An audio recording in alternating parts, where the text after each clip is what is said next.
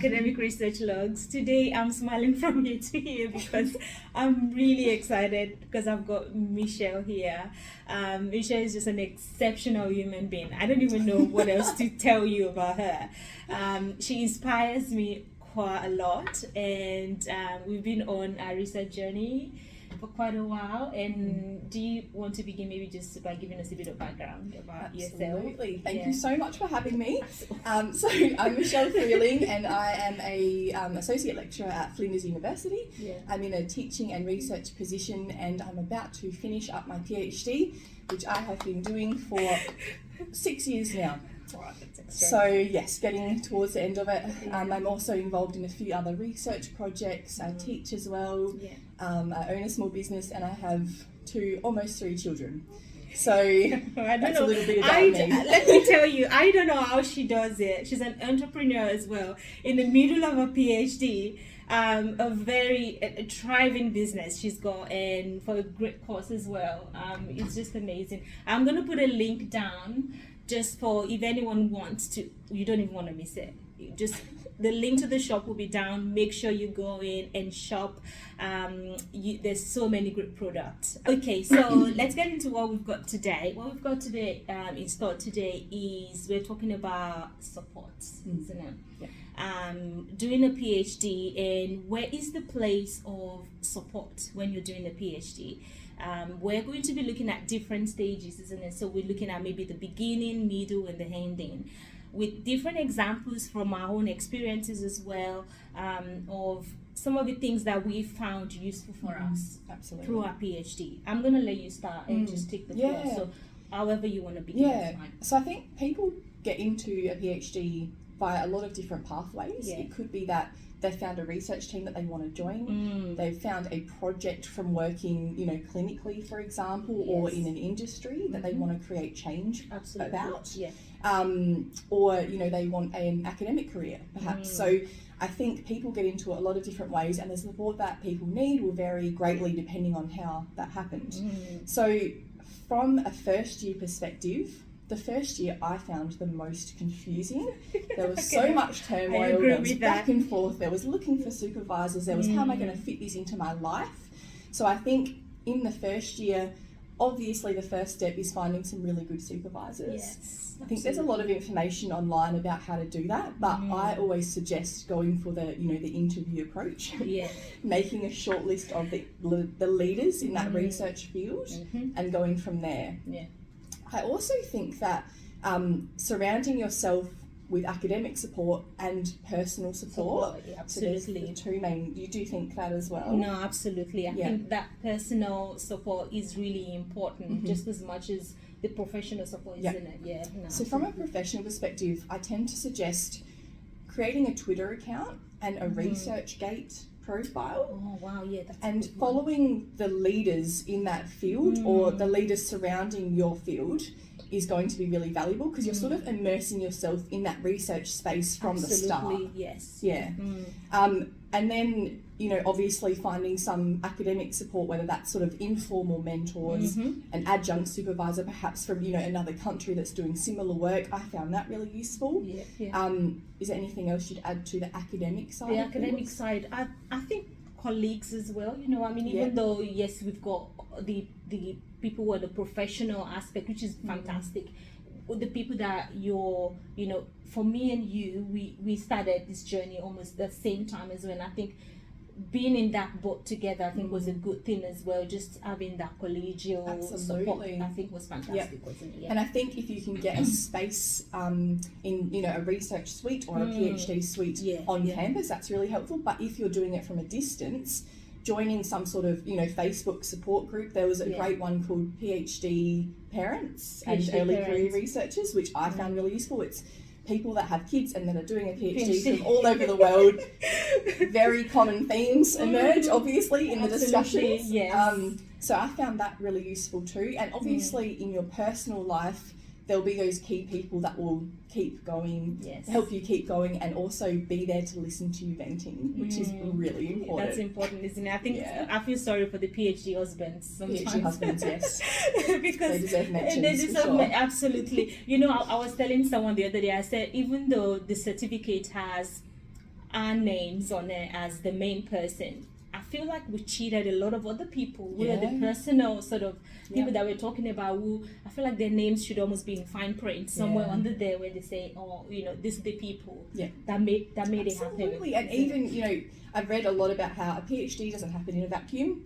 And there are a lot of people that do help with the support, and for me it's been like, you know, my mum, my brothers and my sister as well, and I feel like they definitely deserve mentions, even helping with like childcare, or like if you're having a particularly stressful research day, helping with dinner, like that's all contributing to getting you over that finish line. That's very true. And I don't remember if I've shared this story with you, but I remember this wasn't at the beginning, but towards the tail end, and we're going to talk about that as well. But I think when my mom, my mother-in-law specifically came, she came just so I can finish. That was a goal. Oh, that's right. I remember, yeah. And even though I was writing chapters for, I don't know, you know, I had one chapter written for nearly a year that I couldn't finish. She came for 3 months, and I wrote 4 solid chapters. Oh, how good. You know, all I did was just write. And she would come, bring the baby, eat, and then go and give me food and all of that.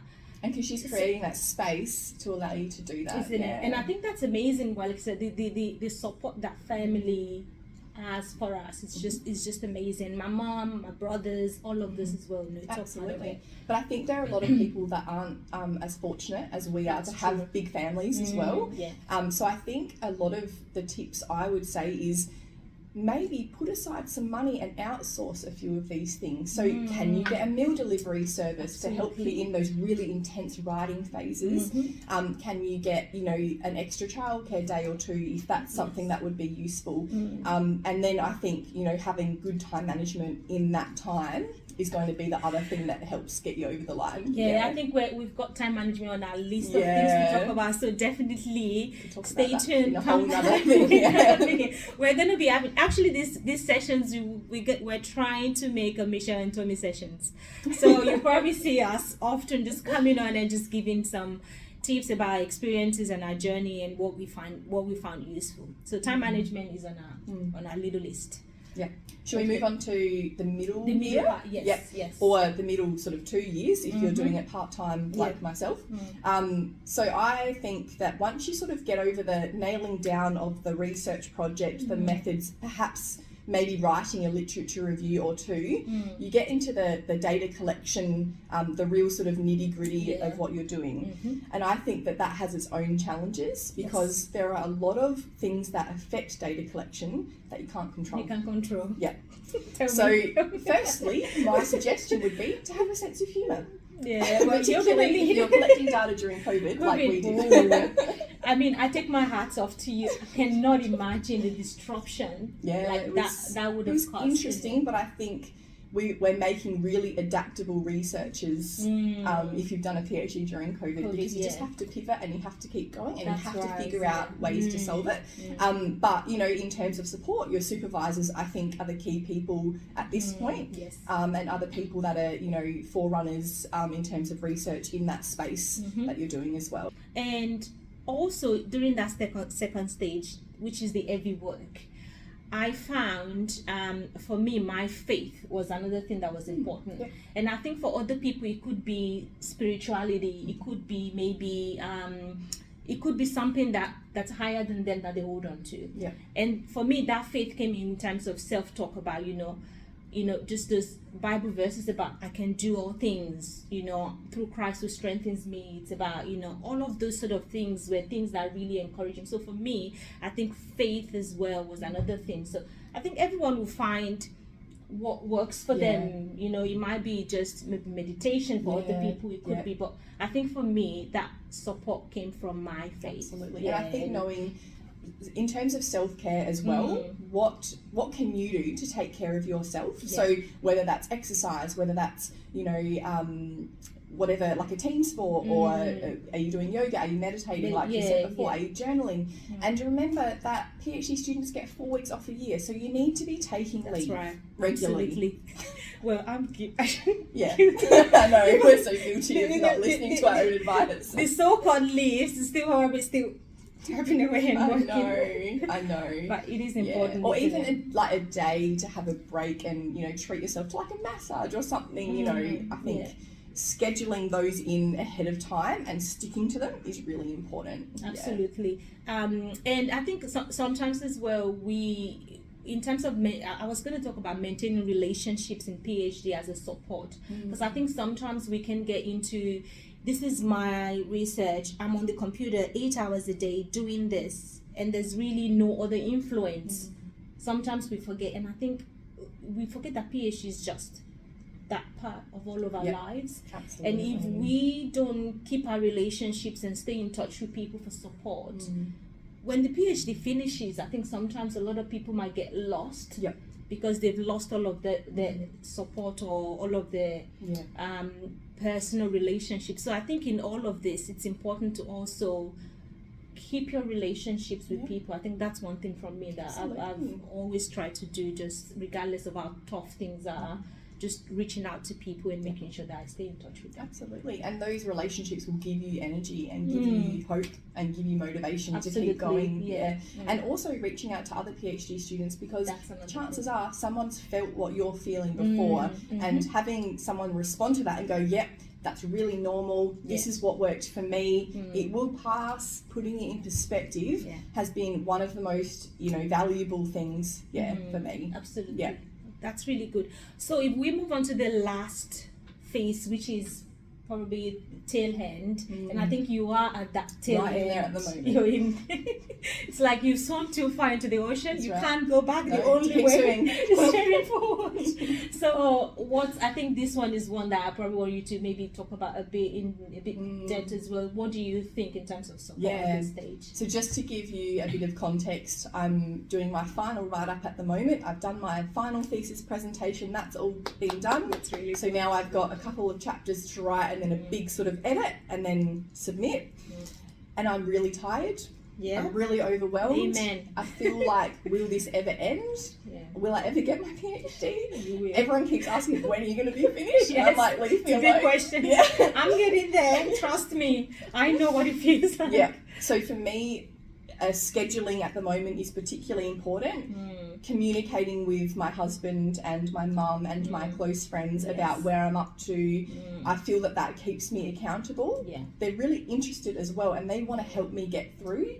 And I'm sort of looking for that external accountability at the moment. Whereas I think in the first 2 years it was more internal. But right now, because I'm so fatigued, I feel like I need that push from my support network even more than before.